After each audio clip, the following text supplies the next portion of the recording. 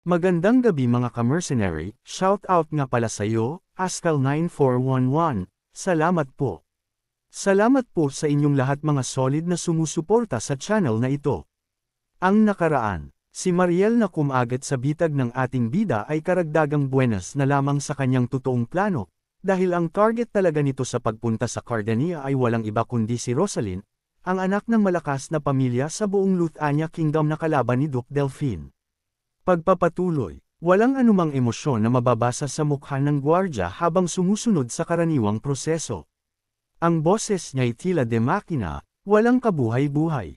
Ang kanyang kamahalan, ang Marks, ay kasalukuyang nasa palasyo ng hari. Natiyak ko nang nasa tahanan siya. Ipasa mo na lang ang mensahe. Hindi po, kasi, nataranta ang gwardya. Ang Marks ng Branford ay hindi isang taong basta-basta na lang makakausap sa biglaang pagsulpot. Kailangan munang magpadala ng formal na kahilingan, maghintay ng itinakdang araw ng pakikipagkita, at kung minsan ay magtiis ng ilang buwan bago pa man masilayan ang kanyang anino. Sa kasalukuyan pa nga lang, may 12-dosenang maharlika na ang naghihintay ng pagkakataong makausap ang Marks. Kung iiwan ninyo po ang inyong pangalan at pakay sa talaan ng mga bisita, may tatawag po sa inyo para ayusin ang isang schedule. Mayroon akong napakahalagang sadya, kaya't ihatid mo man lang ang aking pakay. Kung sasabihin niyang umalis ako, aalis ako.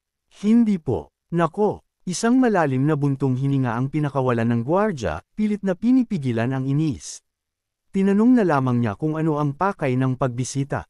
Sabihin mo sa kanya na narito ako para kay Binibining Rosalyn. Ilang araw na ang nakalipas, bumili siya ng ilan sa aking mga pampaganda, at narito ako upang alamin ang resulta at kung mayroon pa akong maitutulong.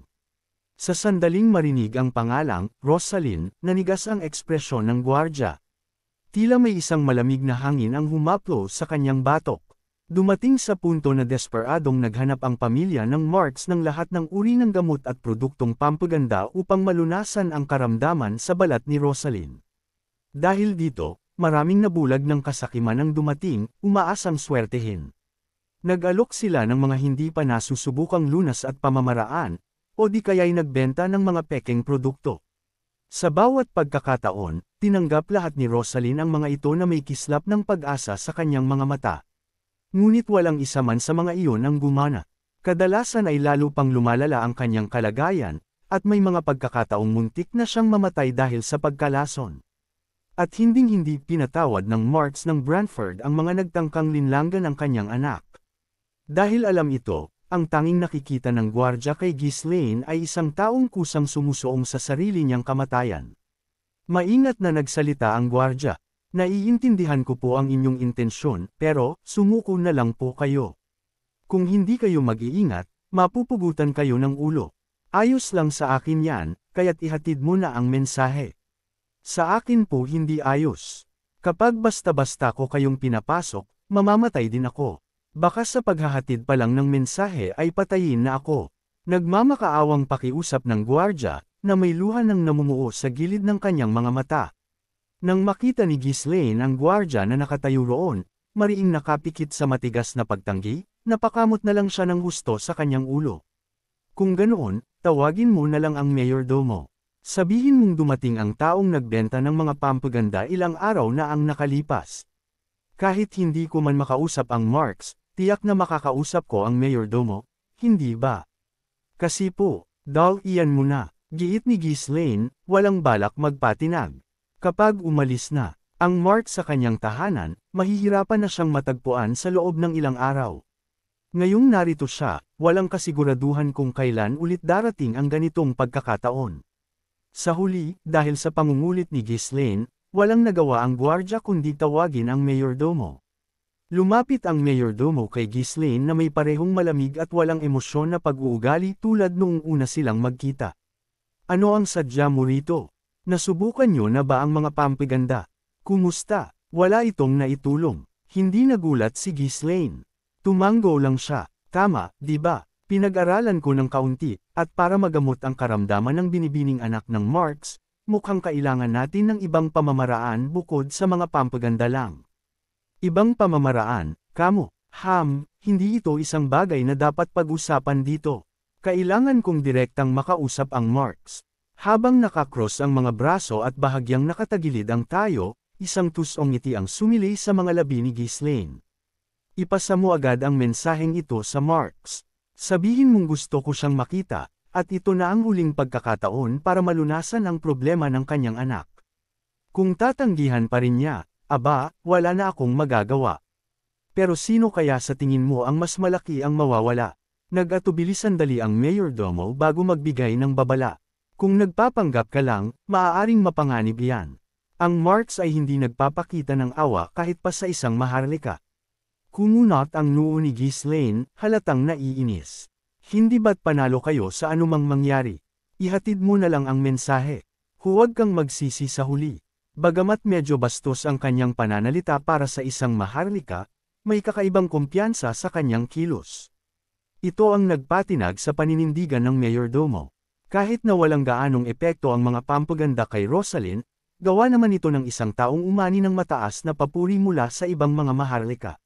Nang makita ang isang taong ganito kakumpiyansa sa solusyon, naisip ng mayordomo na baka sulit na bigyan siya ng huling pagkakataon. Maaaring panalo kami, pero baka hindi ganoon para sa Baron. Pero kung ipipilit mo, kakausapin ko ang Marks. Ayan, nagkakaintindihan na tayo. Tumalikod ang mayordomo at nagtungo upang hanapin ang Marks ng Branford. Nang marinig ng Marks, na nooy nakalubog sa bundok ng mga papeles sa kanyang opisina, ang ulat ng mayordomo, napakunot ang kanyang noo sa pagtataka. Baron Fenris, sino yun? Siya po ang gumawa ng mga pampagandang binili natin ilang araw na ang nakalipas. Isang batang maharlika na suportado ni Condesa Mariel Aylesbury. Oo, naalala ko na, ngunit basta na lang siya dumating at sinabing gusto niya akong makita. Tama po, sinasabi niyang kaya niyang gamutin ang karamdaman ng binibini.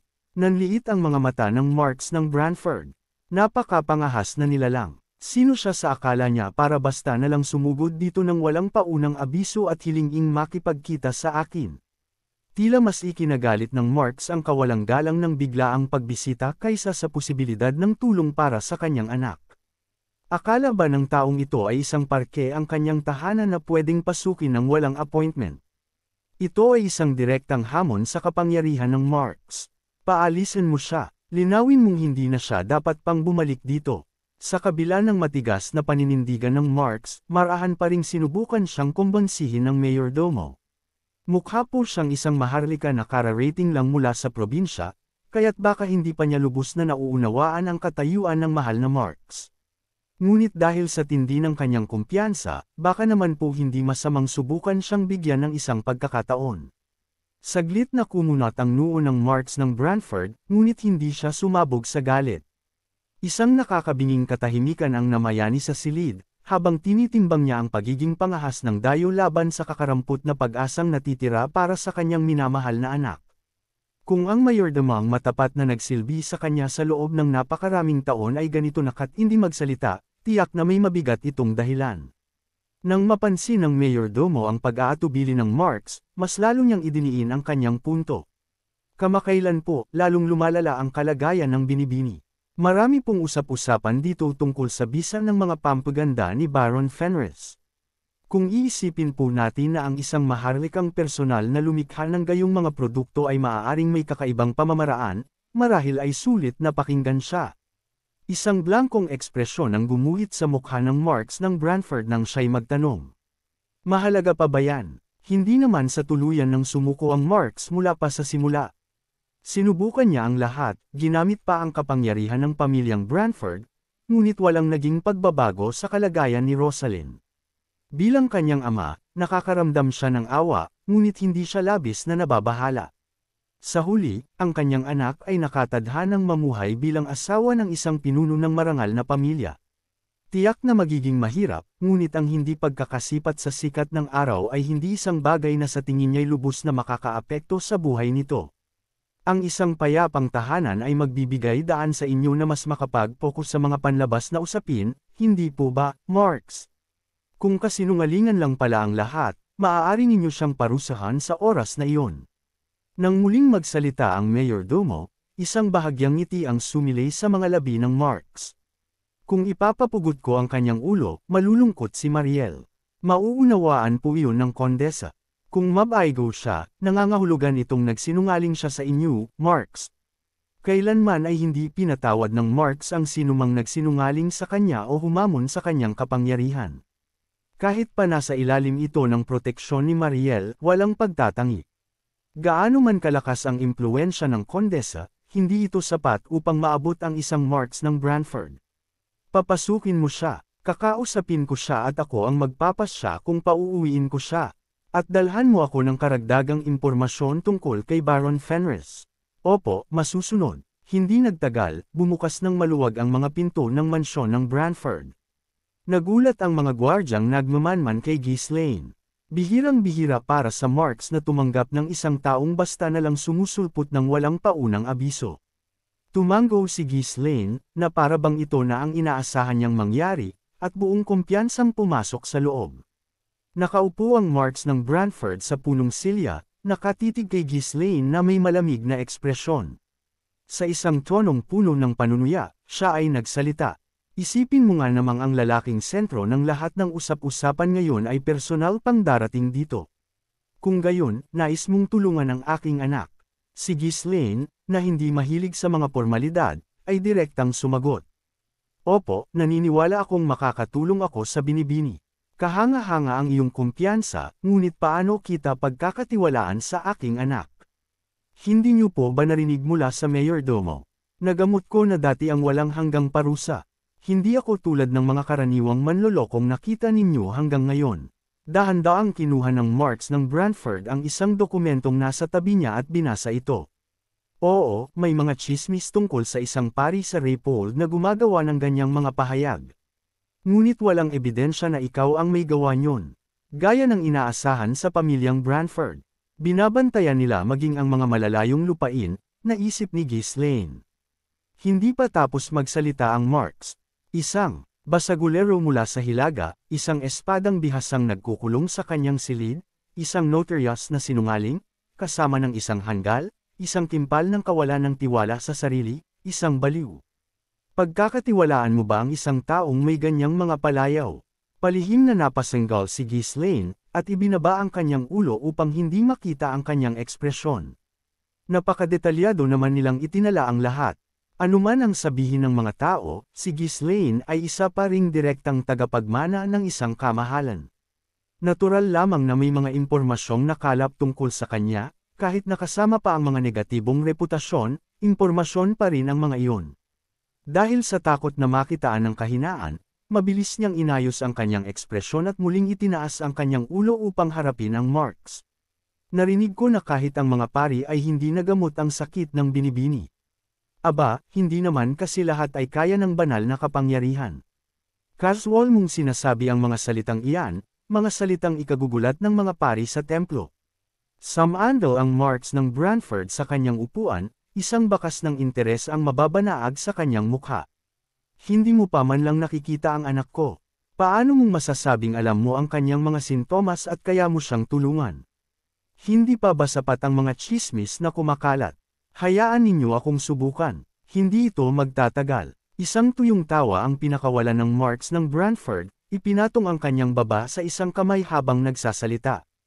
Hindi ko alam kung wala kang takot o sadyang wala ka lang alam dahil kara-rating mo pa lang sa kabisera.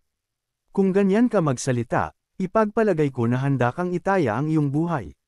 Kailangan ko bang itaya ang aking buhay para lang makatulong sa isang tao? Ano, hindi ka ba sigurado? Isang malamig na ngiti ang gumapang sa mga labi ng Marx. Alam kong nahihirapan si Conde Ferdiam sa hangganan. Para sa kapakanan ng iyong ama, patatawarin kita ngayon. Ngunit huwag ka nang lumampas sa iyong lugar. Hindi mo teritoryo ito. Bagamat sobrang mahirap, si Conde Ferdiam ay isang maharlikang tapat sa pamilya ng hari at kilala sa kanyang karangalan. Dahil dito, nagpasya ang Marx na palampasin na lang ang kapangahasan ni Ghislaine. Ang pagligtas sa buhay ng anak ni Ferdiam ay sapat ng kabayaran sa kakulangan ng suporta. Subalit, binaliwala ni Ghislaine ang pagpaparayang ito at sa halip ay gumanti. Wala ka bang balak na ipagamot ang iyong anak? Walang pakialam na tugon ng Marx. Mabuti kung magagamot siya, pero hindi mahalaga kahit hindi. Hindi naman nalalagay sa panganib ang kanyang buhay. Marahil ay hindi ganyan ang tingin ng taong may karamdaman. Titiyakin kung gagaling siya. Habang nagpupumilit si Ghislaine, namutla ang mga mukha ni na Belinda at Claude na nasa kanyang tabi. Sinulyapan ng Marks ang mga nababahalang alagad ni Ghislaine at bahagyang natawa. Kahit na halatang hindi mapakali ang kanyang mga kasama, hindi nagpakita si Ghislaine ng anumang senyales na babawiin ang kanyang mga sinabi. Sa kabila ng lahat ng babala, kung ganito pa rin siya katigas, kinailangan ng Marks na kilalanin ang kanyang tapang. Sige, kung ganyan ka terminado, subukan mo. Kung magtagumpay ka, gagantimpalaan kita ng naayon. Mayor Domo. Opo, Marks, tiyakin mong mayroon si Baron Fenris ng lahat ng suportang kailangan niya para sa paggamot. Kapag natapos na, ako mismo ang magpapasya kung paano siya haharapin. Masusunod po, maaari na kayong umalis. Iwinagayway ng Marks ang kanyang kamay, halatang walang interes. Isinantibi na niya ang mga iniisip tungkol sa kanyang anak at kay Ghislaine, ang kanyang isip ay abala na ngayon kung paano haharapin ang Duke ng Delphine. Habang siya'y tumatayo, nag-iisip ng susunod niyang hakbang laban sa Duke, buong kumpiyansang nagsalita si Ghislaine. Hindi ko kailangan ng anumang karampatang gantimpala. Ano? Ang Marks, napaalis na sana, ay lumingon pabalik kay Ghislaine. Ayaw mo ng gantimpala. Hindi ikaw ang magpapasya niyan. Depende yan sa magiging resulta, at ako ang huhusga. Napasanggal ang Marks sa inis, at iwinagayway ang kanyang kamay sa mayordomo. Senyales na ipatawag ang mga gwardya para itapon si Ghislaine palabas kung kinakailangan. Ngunit pagkatapos noon, isang matapang na pahayag ang sumunod. Hindi lang basta-bastang gantimpala, ibigay mo sa akin ang isang bagay na aking ninanais. Matapang na kinakausap ng walang takot ng ating bida ang nilalang nakapantay ng kapangyarihan ni Duc Delphine, at sa mga sandaling ito ay talagang nasa sagad na ang pasensya ng Marks. Ano kaya itong nais na makuha ni Ghislaine, at magtatagumpay kaya ito sa kanyang plano o mauuwi sa matinding kaguluhan ang lugar na ito dahil sa ating bida? Abangan! Huwag po sana ninyong kalimutan ang mag-like, share, at mag-comment sa ating video. Maraming salamat!